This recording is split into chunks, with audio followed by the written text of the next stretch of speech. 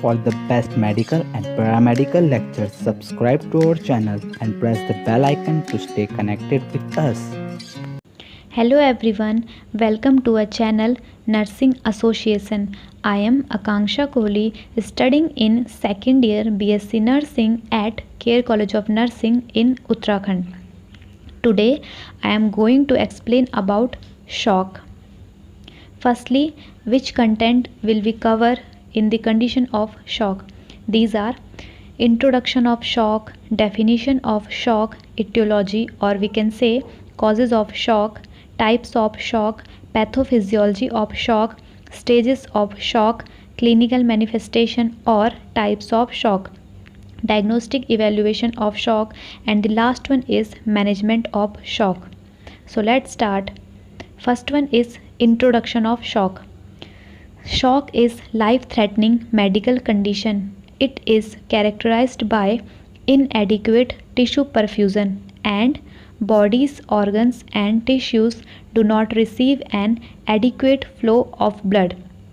Shock is life-threatening. Why? Just because of insufficient delivery of oxygen and nutrients, and then it can also lead to cell death. In another way we can say can damage also multiple organs. It can arise because of failure of normal regulatory mechanisms in the body and then lead the inadequate flow of blood. Second one is the definition of shock. In the term of medical science, shock is the medical condition in which body suffers from insufficient blood flow throughout the body. So medical science says shock can occur through insufficient blood flow in the body. Here's the word insufficient. Insufficient means poorly or inadequately. Next one is etiology or causes of shock. What are the factors can cause the condition of shock? So these are heart failure, heavy bleeding, dehydration, infection, allergy, spinal cord injury, burns, vomiting, diarrhea, poisoning, drug reaction. So these all can lead the inadequate flow of blood in our body. Next one is the types of shock. So here's the different form of shock are classified by their cardiovascular characteristics. Types of shock are cardiogenic shock, hypovolemic shock, obstructive shock, and the last one is distributive shock. So we will discuss separately about the types of shock. First one is cardiogenic shock. This shock resulting from inadequate pumping action of the heart because of cardiac muscle dysfunction or mechanical obstruction of blood flow. Mean to say, it is the state in which the heart has been damaged so much and unable to supply enough blood to the organ and cause cardiogenic shock. So important characteristics are impaired pumping ability to heart, decreased stroke volume, decreased cardiac output, decreased blood volume, decreased tissue perfusion and lactic acidosis. So it is the cardiogenic shock, and here the name also define cardio means related to heart. Second one is hypovolemic shock. This is the most common type of shock and based on insufficient circulating volume. It is an emergency condition in which severe blood and fluid loss makes the heart unable to pump. So this type of shock can say when any dehydration condition occur in our body, then lead hypovolemic shock, and important characteristics are internal or external fluid loss, decreased intravascular fluid volume, diminished venous returns, reduced preload, decreased stroke volume, decreased cardiac output. So it is the hypovolemic shock. Third one is obstructive shock. Another category of shock to include those conditions that leads to a sudden obstruction of blood flow and blockage of blood flow in the cardiovascular circuit outside the heart. So simply we can say, if any plaque formation or any clot formation in our blood stream can lead the obstructive shock. So here's the picture of the patient have obstructive shock evaluating jugular vein distension. Several conditions like cardiac tamponade, tension pneumothorax, massive pulmonary embolism, aortic stenosis, and the large systemic emboli can cause obstructive shock and affect the blood flow. And these all factors can lead the obstructive shock. Last one is distributive shock. It occurs when peripheral vascular resistance is lost because of massive vasodilation of the peripheral circuit. It can say if extreme vasodilation and occur, and that can lead distributive shock. It also include anaphylactic shock, septic shock, neurogenic shock. So we shortly discuss anaphylactic shock, resulting from severe allergic condition. When any allergic reaction performs in our body, it can lead anaphylactic shock. Septic shock, resulting from overwhelming systemic infection and inflammation, leads vasodilation, leading to hypotension. We also know if any antigen and antibody reaction performs in our body, so many types of chemical mediators released in our body like histamines can cause widespread vasodilation, leading to hypotension and increase the capillary permeability both arteries and veins. So it is a septic shock. Last one is neurogenic shock. When dysfunction or injury to the nervous system causes extensive dilation of peripheral blood vessels. It simply says if any spinal cord injury can occur in our body, so it lead to neurogenic shock. Next one is pathophysiology of shock. So patho of shock is very important. Let's start. First one is due to any etiological factor. We learned previously that many types of causes or etiological factor of shock like heavy bleeding.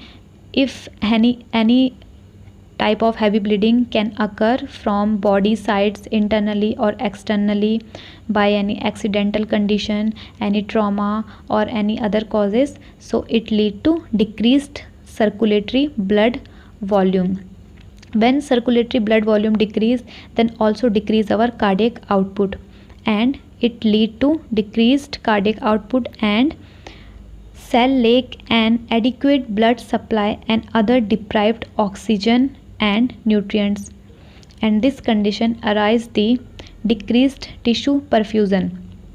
If tissue perfusion decrease in our body, then it can arise the lactic acid accumulation and failed in pH. So here is a important point is that if lactic acid accumulation in our body, then initiation of gluconeogenesis pathway, but in anaerobic path, not an aerobic path, and lead to also metabolic acidosis or in anaerobic oxidation,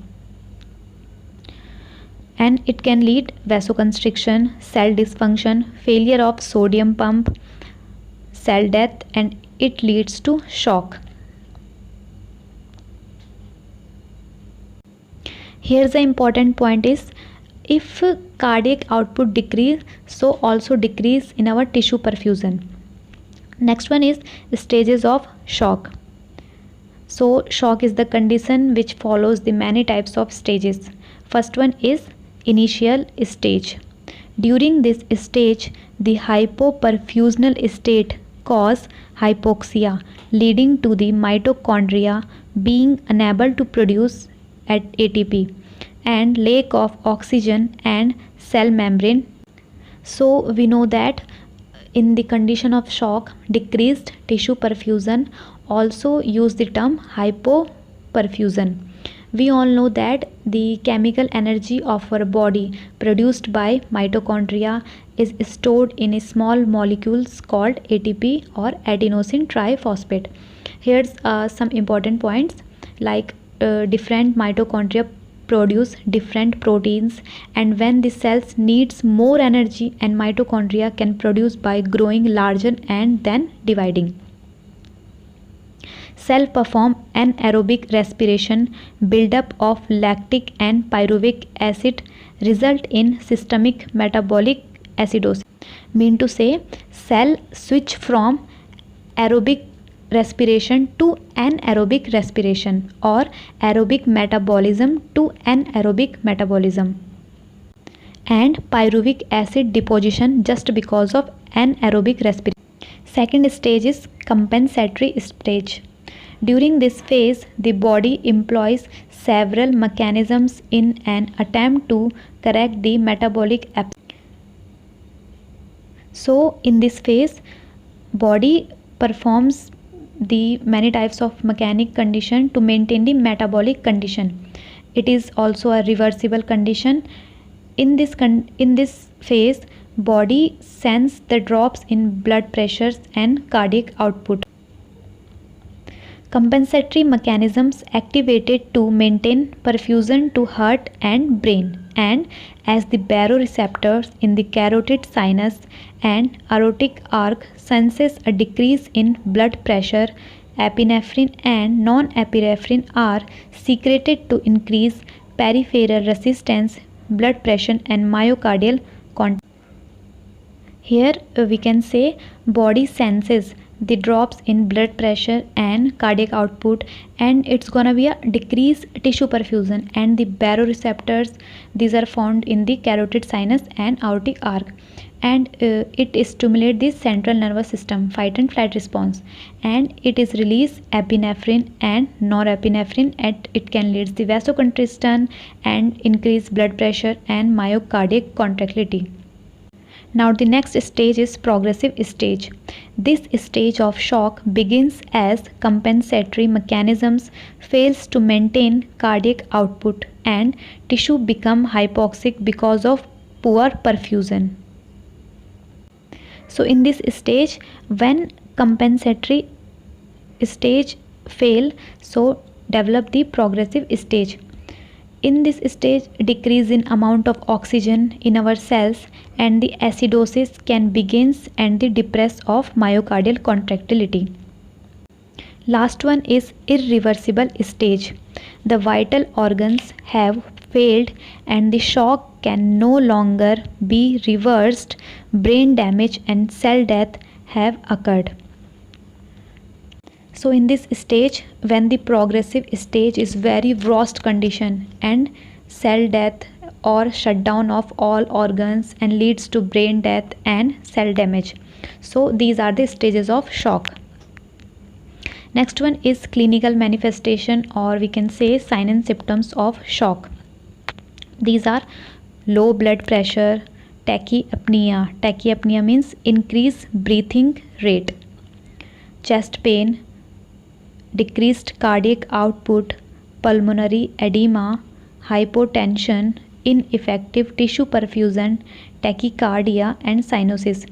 Pulmonary edema means excessive fluid in the lungs. Tachycardia means increase in heart rate or cardiac rate. Breathlessness, coughing, altered mental status, clammy skin, pyrexia, jugular vein distended, pale skin, thirst and dry lips, anxiety, look depressed. So here's a picture can show sign and symptoms of shock. Altered conscious state, pale or bluish cool moist skin, rapid breathing, nausea and the vomiting, excessive thirst, rapid and weak pulse, restlessness or irritability. Next one is diagnostic evaluation. So many types of diagnostic evaluation and laboratory test we can perform. These are history collection, physical examination, chest x-ray, CVP measurement. CVP means central venous pressure.